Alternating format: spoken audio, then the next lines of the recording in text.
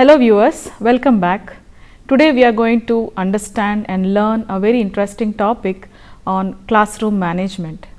In classroom management, we are also going to discuss about various behavior modification techniques in order to deal with children with behavioral problems. Before that, let us look at the objectives of classroom management topic.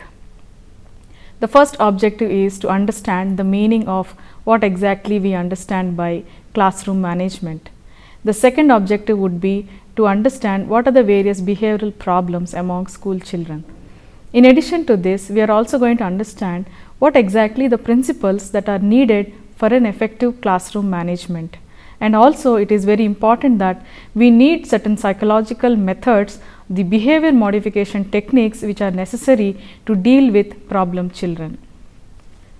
First, let us understand what do we mean by classroom management.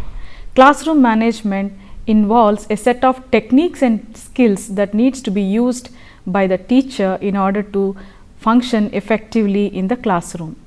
It also includes various teaching methods.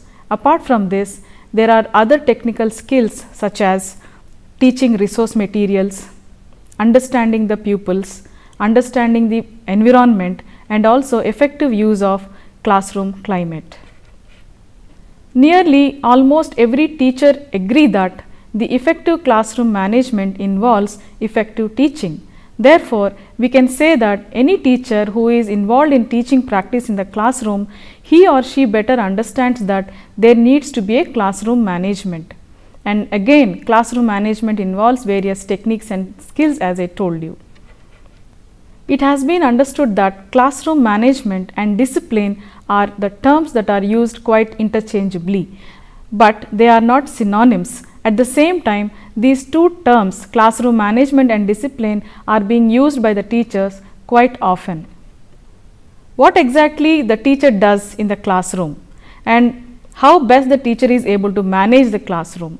When we understand, we all know that when we see a classroom, it involves students, there is a blackboard, there are certain teaching aids in the classroom. At the same time, there are students from different socio-cultural as well as socio-economic background. Therefore, it becomes a challenge for the teacher to deal with various aspects of classroom. What is the aim of the teacher in order to have a proper classroom environment? The teacher should be able to foster a positive environment in the classroom, and it is very important that there is a sense of cooperation that needs to be established, and also the aim of the teacher is to have a productive learning environment in the classroom. Here are a few principles of classroom management which are basic requirements for a teacher to understand. The first involves careful planning. Now, when we say careful planning, it includes the teacher's learning material, the teacher's lesson plan, and all these equipped with the teacher himself or herself in order to address the students. It also includes realistic learning environment. The teacher should be able to equip with the learning content and the knowledge with which the teacher is supposed to give the knowledge to the students. In addition to careful planning, the teacher should be able to anticipate the misbehavior of the students. Now, it is very evident through observational methods whether a student is able to concentrate on a concept or whether a student is disturbing the class, and all these factors needs to be observed by the teacher as part of his or her instruction process. Further, it is also important for the teacher, in order to create a positive classroom environment, the teacher should be able to establish a positive environment, or in terms of a receptive class atmosphere. When we say a receptive class atmosphere, it talks about a friendly environment in the classroom. The teacher should be able to smile, the teacher should establish basic rapport between the students and the teacher. Therefore, it involves a happy learning environment. Therefore, it is always not right that the teacher should be very serious in the classroom, but the teacher should be able to establish a friendly environment in the classroom. In addition to all this, sometimes a teacher becomes a counselor. An effective teacher is the one who is able to understand the problems of the students and also giving a particular suggestions and counseling to the students as well. So, it is a basic requirement that the teacher is able to understand the problems of the students and also deals with the problems. I would also like to put forth another important principle, that is creating interest in the lessons. Now, it becomes very important role for the teacher to create an important interest in the lesson. Therefore, creating interest should be taken place in terms of storytelling. Say for example, if the teacher wants to introduce a topic on rain, the teacher can be able to narrate a story by saying that as I was starting from my home, there was a rain and I got wet, and again I had to go back home and then change my dress, and then I had to come back to the class. So, today we are going to start about the topic on rain. So, this might create a sense of interest in the student to be effective in the classroom. It is also important that maintaining good interpersonal relations with the students is an essential component in the classroom management. The teacher should be able to involve all the students at individual level, also at group level, in order to have a one-to-one relationship. And very importantly, judicious use of rewards and punishments. The teacher should be wise enough to appreciate the students and also give punishments in terms of homework or in terms of any kind of punishment that the student is able to realize it. Therefore, the judicious use of rewards and punishments are necessary for the teacher to perform. Finally, the teacher is the one who is able to understand the group dynamics in the classroom.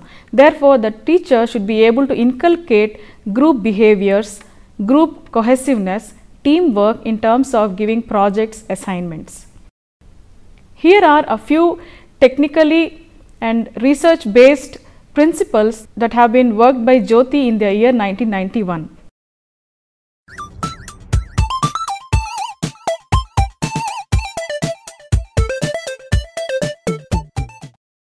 The first principle is principle of clarity and mastery over the content. It is very important that every teacher is equipped with knowledge and the teacher is able to deliver and address the content to the students. The second important principle is the participation and involvement. Not only the teacher teaches, but it should be that the teacher is able to participate and also involves the student in the learning process. Now, the teacher would give a wide range of opportunity for interaction in this aspect. Therefore, the teacher should use and develop various mechanisms and skills of question and answers. Sometimes it becomes very necessary that the student needs to be questioned in the classroom, and also if the student is unable to answer, it is the teacher who should be able to accommodate with the right answer. Therefore, this creates a sense of participation as well as involvement in the classroom.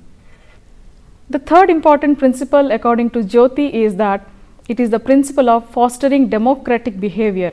When we say democratic behavior, every teacher should be able to inculcate leadership qualities among the students, and also the teacher should be able to guide the students to take up leadership skills. The fourth important principle is the principle of action. In this aspect, the teacher manifests his ideas with the students in terms of self-determination, in terms of strong willpower, in terms of confidence levels, and also in terms of self-knowledge. This gives a sense of responsibility to lead and activate the classroom environment. The fifth important principle is the principle of firmness. When we say firmness, it is the individual's right decisiveness. Therefore, the teacher has to remain firm in his or her teachings so that the instruction process is effective. The firmness of a teacher will be able to control his or her behavior from within self, not only within self, but it is also helping the students to control their own behaviors as well. Therefore, fostering firmness is very essential principle in the classroom management. Another important principle is flexibility. Now, the teacher cannot sustain with firmness for a longer period of time. The teacher should be able to have flexibility with the students as well. Therefore, Firmness and flexibility should be utilized by the teacher in an appropriate manner.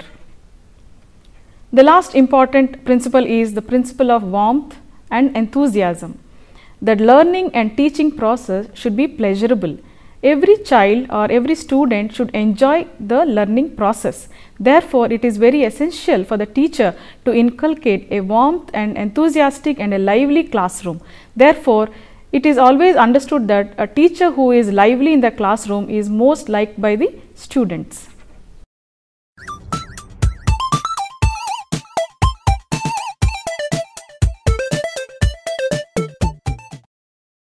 Now, we go on to various behavioral problems among the school students.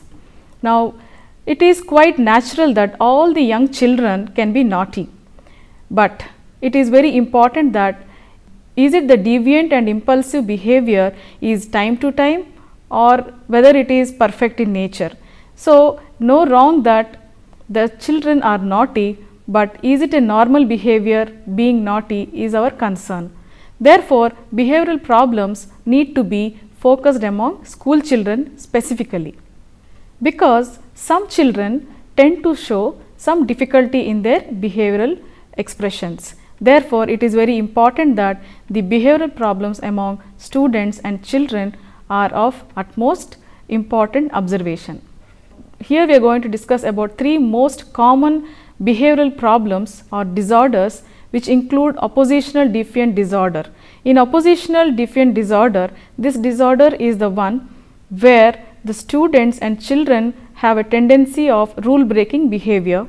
These are the students who throw temper tantrums, they argue frequently with elders and also the system or the institutions, and particularly the most familiar adults in their lives such as parents and teachers, and these are the one who refuse to obey the rules. Now, these are the students who create problem in the school as well as family. The second important behavioral disorder is conduct disorder. Conduct disorder involves students who frequently lie, who repeatedly are away from school, they are absent for most of the time, and they have a tendency to use drugs and alcohol and other substance use, and at a very early age it is being practiced by these students and children. The third important behavioral disorder is ADHD, attention deficit hyperactive disorder. The characteristics of ADHD can include inattention, where they have difficulty in concentration, and another important characteristic is impulsivity, where they have a tendency of talking over the top of others, having a short fuse, being accident prone. All these factors are indicative of impulsivity, and in addition to this they have overactivity, which includes constant restlessness or fidgeting. So, with this background of knowing what exactly we mean by behavioral problems among children, it is important that there should be an approach or the application of behavior modification in order to bring about a positive change among these children. So, how to deal with problem children comes here. The behavior modification technique is based upon Skinner's operant conditioning. So, when we talk about Skinner's operant conditioning, you can think of positive reinforcement, negative reinforcement. Therefore, certain principles which are needed here are, there is a principle which is designated as DCRR. If you can see the slide, the DCRR is being elaborated in the following way. The D indicates drive or motivation, C indicates cue or stimulation, the R indicates response, and the second R indicates reinforcement. With these 4 principles in background, it becomes very essential that there is a need to change, modify the behavior of the individual through these 4 basic principles of learning. There are a few steps to be followed in order to work in terms of behavior modification. Therefore, it is very essential that the first step, which includes identifying the maladaptive behavior or the undesirable behavior, it becomes very essential for the teacher to identify the problem behavior of the child, whether the child is having problem in terms of attention deficit or whether the child is having problem with hyperactivity, or the child is having some problem with conduct disorder or so. Therefore, after identifying, it becomes very important that the problem behavior or the undesirable behavior needs to be carefully analyzed. After the careful analysis of the maladaptive behavior or the undesirable behavior into smaller units, it becomes to the teacher a challenge to work on each unit which needs to be eliminated in an appropriate manner through various techniques of behavior modification. So, here are a few important behavior modification techniques which requires for the teacher in order to work effectively with problem children. The first important behavior modification techniques involves simple extinction. When we say simple extinction, it is lack of reinforcement. To get or to expect a desired behavior, it is very important that the student should be reinforced. But here, in order to get the appropriate behavior, the reinforcement is stopped, or the simple way to eliminate a maladaptive pattern is often to remove the reinforcement. Say for example, if a student is disturbing the class, what does the teacher do? The teacher, instead of looking at the student or shouting at the student, it is better that the teacher is ignoring the student's behavior. Therefore, the simple extinction method could be effective in order to make the child to sit in his place. Another important behavior modification technique include aversion therapy, and this can be given to children various conduct disorders. Therefore, aversion therapy is primarily a way of stopping the maladaptive response for a period of time. Therefore, any undesirable behavior can be stopped in terms of punishments. So, aversion therapy is a method where punishment method is popularly used. Here I would like to quote two important aspects of punishment methods. One is the physical restraint. If we find any student who is misbehaving in the class or who is not obeying the rules of the school, it becomes very important that the child needs to be physically restrained. Sometimes another important method called isolation timeout. If a child is misbehaving in the classroom or misbehaving with the friends or teachers, the child is taken into an isolated place and he is put in an isolated place where there won't be any interaction for some time, even with the class teachers or even with the schoolmates. Therefore, these two important aversion techniques are quite helpful in eliminating certain undesirable behaviors in the classroom as well as even in the family environment.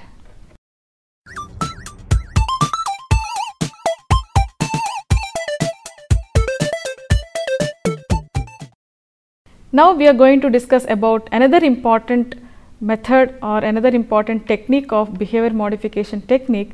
This includes the systematic use of positive reinforcement. So far, we were talking about aversion therapy, which is a negative reinforcement in terms of punishments, but there are certain few important techniques which we can discuss in terms of positive reinforcement. The first includes response shaping. Here, the positive reinforcement is often used in response shaping, that is, establishing a response that is not initially in the individual's behavior repertoire. This technique has been used quite extensively in working with the behavioral problems of children with ADHD conduct disorders. It is always important that the right behavior should be encouraged, the wrong behavior should not be encouraged. But here in shaping, it is very essential that the teacher should wait for the positive behavior of the child. Since shaping is a very time consuming activity, the next option of systematic positive reinforcement could be modeling. In this particular modeling method, the student is advised to imitate or follow a person who is doing better in the studies, or who is, say for example, if the child is frequent absentee.